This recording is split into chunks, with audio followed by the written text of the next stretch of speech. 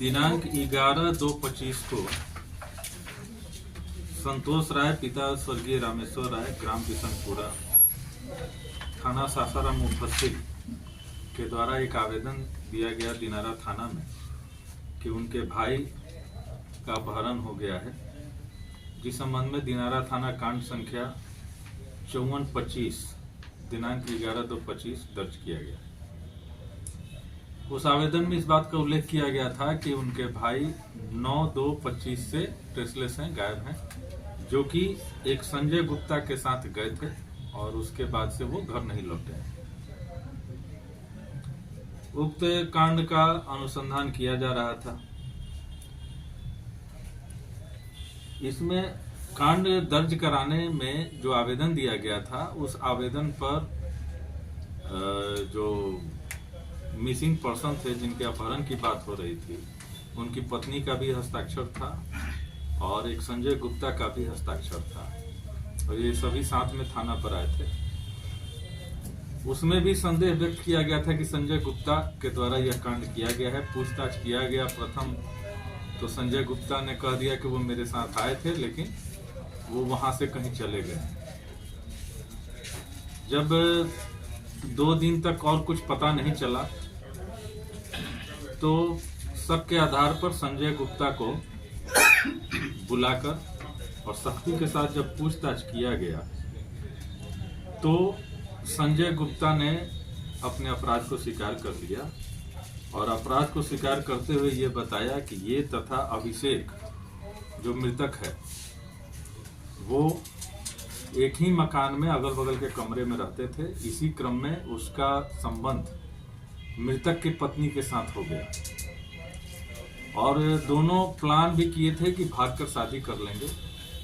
फिर यह भी एक आशंका थी मृतक की पत्नी की कि अगर शादी करते हैं भागकर तो फिर पैतृक संपत्ति में हिस्सा नहीं मिल पाएगा। इस कारण उन्होंने भागकर शादी करने का प्लान अपना त्याग दिया और नेक्स्ट प्लान ये बना कि जो मृतक है यानी अभिषेक, उसको रास्ते से हटा दिया जाए और उसके बाद एक तरह से दोनों साथ में पति पत्नी के रूप में ही रहेंगे, लेकिन समाज के नजर में दोनों अलग रहेंगे। इसी को अंजाम देते हुए संजय गुप्ता जो है वो 9/2/25 को मृतक अभिषेक को साथ में लेकर शाम में गया और उसको शराब और चखना के रूप में अंडा वगैरह लेकर गया और ये लोग जाकर ये पुल के पास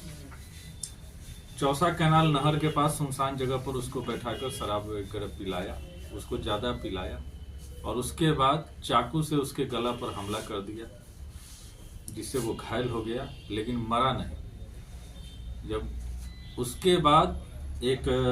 बांस का फट्टा था मजबूत, उससे दबाकर उसका गला दबाकर उसका हत्या कर दिया और लाश को नहर में फेंक दिया। अभियुक्त संजय गुप्ता के निशानदेही पर मृतक का लाश नहर से बरामद किया गया, उसका पोस्टमार्टम वगैरह कराया गया।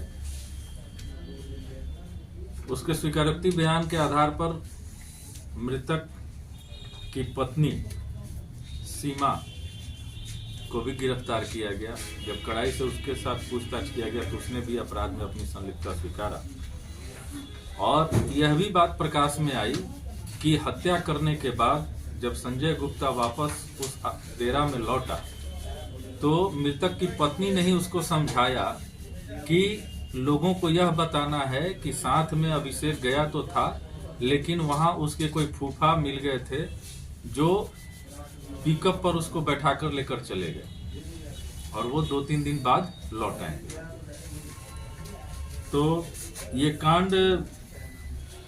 दर्ज होने के तुरंत बाद पुलिस के द्वारा काफी अच्छा कार्य किया गया है, जिसमें बरामदगी में घटनास्थल से बांस का फट्टा जो बताया हमने,